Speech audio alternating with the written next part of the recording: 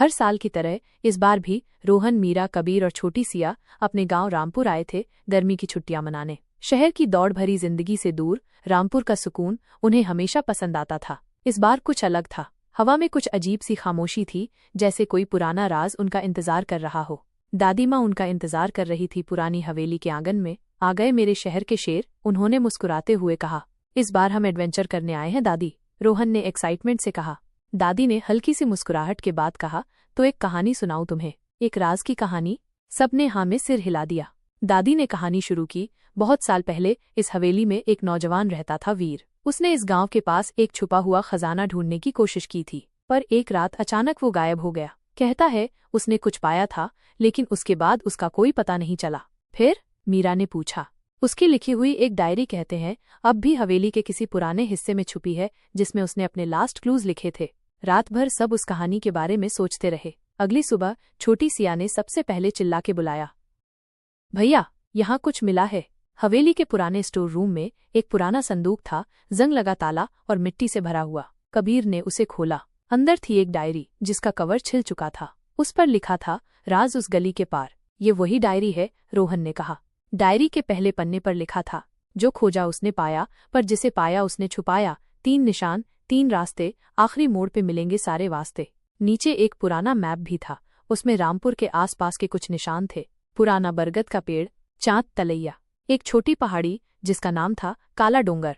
लगता है हमें इन तीनों जगहों पे जाना होगा, कबीर ने कहा।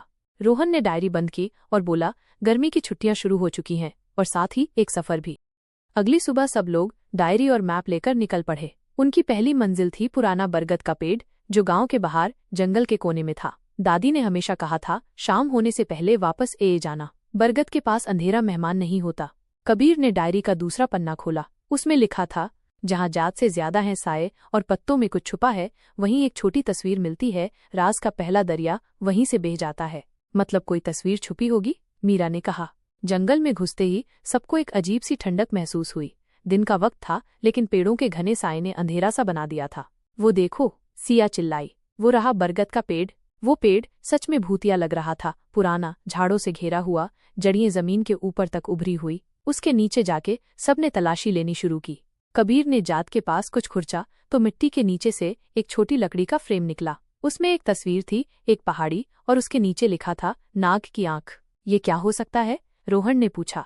तभी मीरा ने कहा, देखो यहाँ कुछ और भी लिखा है, बहुत फेंट है। जहाँ सांप की आंख देखती है वहाँ राज छुपा है। सब सोच में पड़ गए।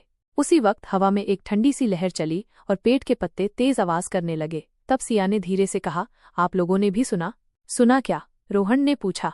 वो आवाज जैसे कोई कह रहा हो, पलट जाओ। सब एकदम से चुप हो गए। कबीर ने टॉर्च जलाकर पेट के अंदर की तरफ रोशनी की। पेट के अंदर एक सुराख था, छोटा ऐसे, लेकिन घुसने लायक। उसके अंदर कुछ चमकता हुआ दिखा। रोहन ने हाथ अंदर डाल के वो छोटी सी मेटल की मोहर निकली। यूएस पर एक नाग की तस्वीर थी और एक आंख उभरी हुई थी, बिल्कुल वही तस्वीर जो फोटो फ्रेम में थी। मीरा ने डायरी का अगली लाइन पढ़ी, जहाँ नाग की आंख चमके वहाँ चांद का जल तुम्हारा रास्ता बनेगा। चांद तलैया, सिया एन्नी बोला। वो हमारी नेक्स्ट जगह थी ना? बिल्कुल, लगता है ये मोहर वहाँ का रास्ता खोलने में काम आएगी, कबीर ने कहा। तभी एक और अजीब बात हुई। मोहर रोहन के हाथ में गर्म होने लगी। उससे झट से गिरा दिया। मोहर जमीन पर गिरी तो जमीन हिल सी गई, जैसे कुछ जमीन के नीचे जिंदा हो। चलो यहाँ से निकलते हैं, कबीर ने सबको कहा। वापस आते वक्त सबके चेहरे पे घबराहट थी, पर आंखों में एक्साइटमेंट भी। कल सुबह चांद तलैया, मीरा ने कहा। ये छुट्टियां वकाई स्पेशल बनने वाली हैं।